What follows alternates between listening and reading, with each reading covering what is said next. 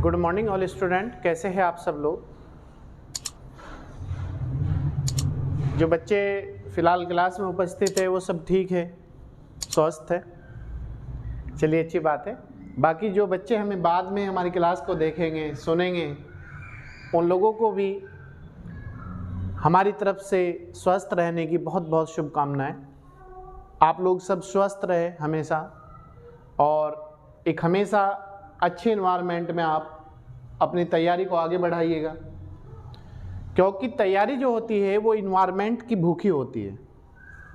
अगर आपको किसी चीज़ का इन्वायरमेंट अच्छा दे दिया जाए तो आप यकीन मानना आप उस इन्वायरमेंट के प्रति ही अपने को ढाल लेंगे और उसके अनुकूल आप अपने को बनाते चले जाएंगे। और वो एक ऐसा इन्वायरमेंट आपको दिया जाए जिसमें आप एक सफल व्यक्ति बन के दिखाए, जिसमें आप एक योग्य व्यक्ति बन के दिखाए, जिसके अंदर आप अपनी योग्यता को प्रदर्शित करें, जिसके अंदर आप अपनी सफलता और अपनी कामयाबी की मिसाल लिख सके। एक ऐसा एनवायरनमेंट अगर आपको मिल जाए तो आप यकीन मानना कि आप जमीन से लेकर आसमान तक कोई भी तैयारी करने में सक्षम होंगे और सफलता कम समय में प्राप्त करेंगे। तो आप कुछ अपनी बेसिक चीजें हैं जिन पे आप कमांड करिएगा, और कमांड करने के साथ साथ आप उन चीजों को देखिएगा कि हमारे अंदर कमी क्या है, उस कमी को निखारते हुए आप आगे बढ़िएगा। चलिए खैर, ये तो बातें बहुत है। आज मैं आप लोगों के लिए भौतिक विज्ञान की क्लास लेकर आया हूं, और एक ऐसी क्लास जो किसी भी एग्जाम की दृष्टि से मोस्ट वेरी इंपॉर्टेंट क्लास है। आप कोई भी एग्जाम दीजिएगा, स्टेट टू सेंटर लेवल दोनों एग्जाम के लिए हर बार एग्जाम में क्वेश्चन आता है। और भौतिक विज्ञान में आज की जो हमारी क्लास है वो लगभग 13 से 14वीं क्लास है, शायद 13वीं या 14वीं क्लास है आज हमारी। और आज का जो हमारा टॉपिक होगा वो होगा लेंस द्वारा प्रकाश का अपवर्तन।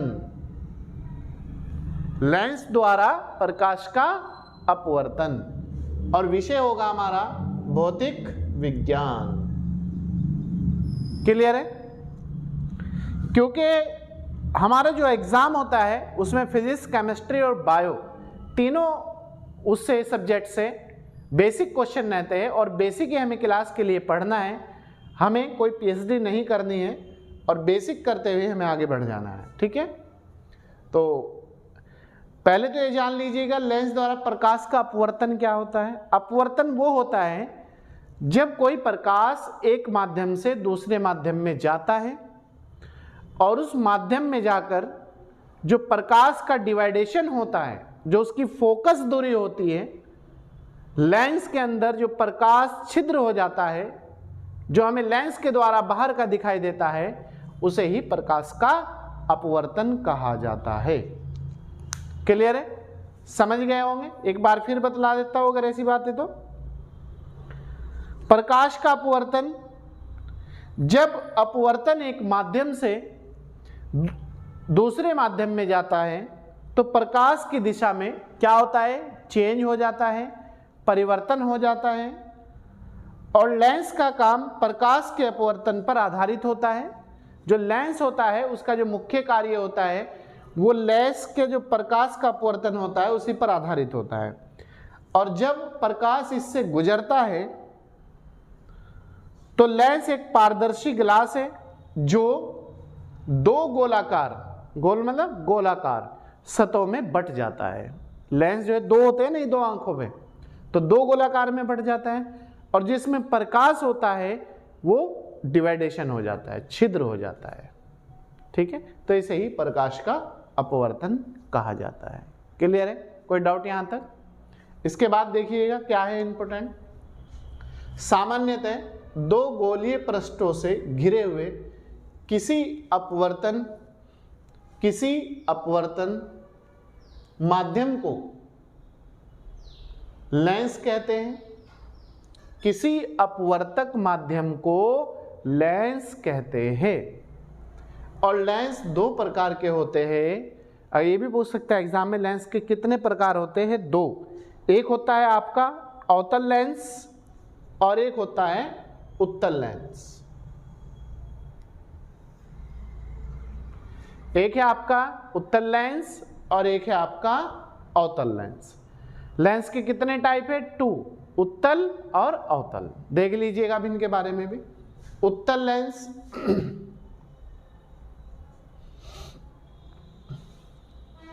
ये जो गोल होता है, गोल, ये आपका उत्तल लेंस का उदाहरण होता है। इसी के अपोजिट एक बार इधर भी नजर मार लीजिएगा पहले। ये जो ये होता है ट्रायंगल टाइप में, ये आपका अवतल लेंस का उदाहरण होता है। ठीक है, समझ गए होंगे। ये अवतल लेंस है आपका और ये उत्तल लेंस है आपका। अब देखिएगा, ये हमने इस पे बिंदु बनाए हैं C1, F1, F2, C2।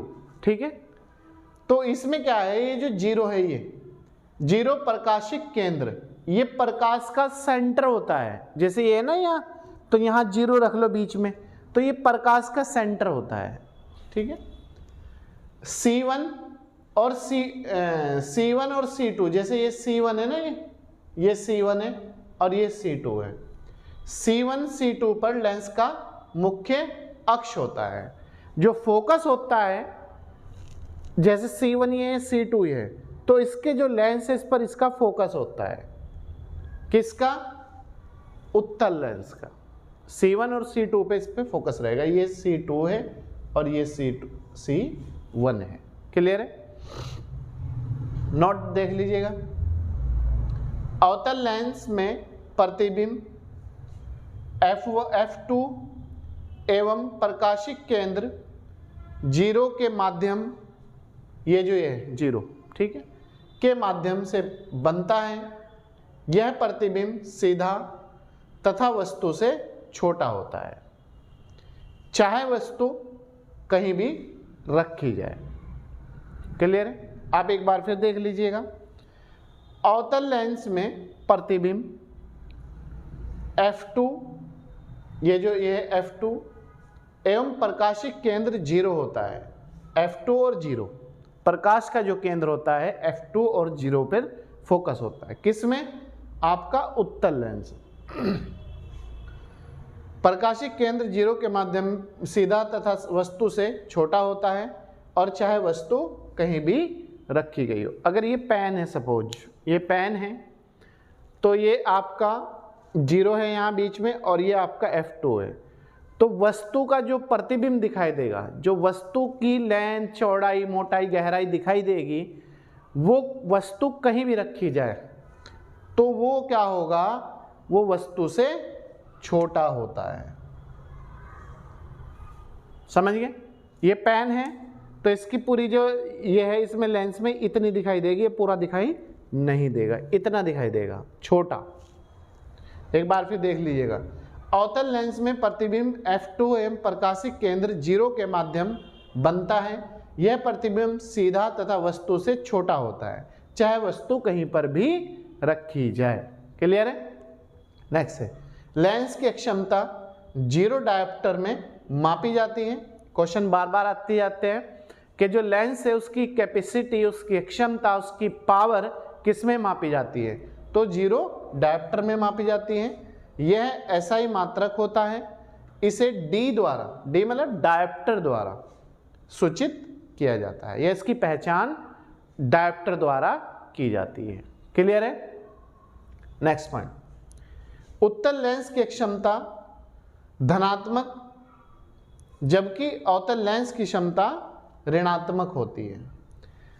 जो उत्तल लेंस होता है वो प्लस की ओर बढ़ता है, जो अवतल लेंस होता है वो माइनस की ओर बढ़ता है। तो उत्तल लेंस की जो कैपेसिटी होगी वो धनात्मक होगी, उत्तल लेंस धनात्मक, और जबकि अवतल लेंस की कैपेसिटी जो है ऋणात्मक होती है। ये माइनस में होता है और ये प्लस में होता है। कर दोगे? कोई दिक्कत? लोगों के साथ दिक्कत तो बहुत है, क्या करें? दिक्कत का समाधान भी जरूरी है। दिक्कत यह है कि सर खाना पीना नहीं करते, कमज़ोर है, नाश्ता समय पे नहीं करते, तो आँखों की रोशनी कम होती जा रही है, पढ़ाई बहुत कर रहे हो आप आजकल सब लोग, यही बात है ना। अरे पढ़ो, पढ़ो। अगर हिम्मत से आज पढ़ लिया तो कल जिंदगी सफल हो जाएगी। आज हिम्मत करो, कल सफलता मिल जाएगी। इसके बाद है, यदि अवतल व उत्तल, अवतल लेंस और उत्तल लेंस दोनों लेंसों को आपस में जोड़कर रख दे, मतलब जैसे ये है और ये है, तो इन्हें हम आपस में जोड़ दें। ठीक है, ये आपका कौन सा लेंस है? ये उत्तल लेंस है, ये अवतल लेंस है, तो इन्हें हम आपस में टच करके रख दें तो उनकी एक क्षमता जुड़ जाती है। जो इसकी कैपेसिटी वो है और जो इसकी है वो है, दोनों की प्लस हो जाती है। प्लस का निशान दे दिया मैंने, चाहे आप ऐसा करो बराबर प्लस। ठीक है, तथा संयुक्त लेंस की क्षमता दोनों लेंसों की क्षमताओं के योग के बराबर होती है। जो दोनों का टोटल योग होगा उसकी कैपेसिटी मिलने के बाद दोनों को योग के बराबर हो जाती है। अगर 50 है योग तो 50 हो जाएगी, 100 है तो 100 हो जाएगी, 200 है तो 200 हो जाएगी। तो याद रखना, जब अवतल लेंस और उत्तल लेंस आपस में मिला देते हैं तो उनकी कैपेसिटी क्या होती है? प्लस हो जाती है, जुड़ जाती है, और उनकी टोटल की क्षमता की जो कैपेसिटी होगी उसका योग का टोटल हो जाता है। यदि अवतल लेंस एवं उत्तल लेंस दोनों को आपस में जोड़कर रख दे तो उनकी क्षमता जुड़ जाती है, प्लस हो जाती है, तथा संयुक्त लेंस की क्षमता दोनों लेंसों की क्षमताओं के योग के बराबर होती है। नेक्स्ट है, लेंस की क्षमता में परिवर्तन। लेंस को किसी द्रव या पानी में डुबोने पर उसकी फोकस दूरी व क्षमता दोनों बदल जाती है। कोई लेंस है, अगर हम उसे किसी लिक्विड में, दूध में, घी में, पेट्रोल में, लिक्विड कुल मिला गए हैं लिक्विड में, द्रव या पानी में डुबोने पर उसकी फोकस दूरी व क्षमता दोनों बदल जाती है। किसमें? पानी में या द्रव में बदल जाती है।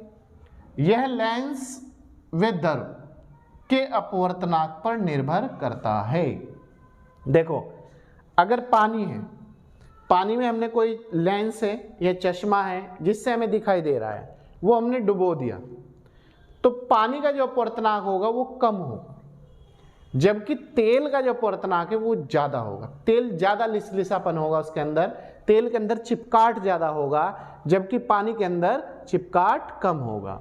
इसी तरीके से घी के अंदर चिपकाट ज्यादा होगा, दूध के अंदर थोड़ा चिपकाट कम हो जाएगा। तो उसके अपवर्तनांक पर निर्भर करता है। अगर पानी में डुबो दिया तो उसमें थोड़ा बहुत दिखाई दे सकता है, जबकि तेल में, घी में, दही में, इस तरह की जितनी भी चीजें हैं उनमें हमें दिखाई नहीं देगा। लेंस की क्षमता में परिवर्तन। लेंस को किसी द्रव या पानी में डुबोने पर उसकी फोकस दूरी, अगर सपोज मैं यहां खड़ा हूं और मुझे यहां तक दिखाई दे रही हूं, उसकी फोकस दूरी और क्षमता दोनों बदल जाती है। कैपेसिटी देखने की भी और फोकस भी कम हो जाएगा।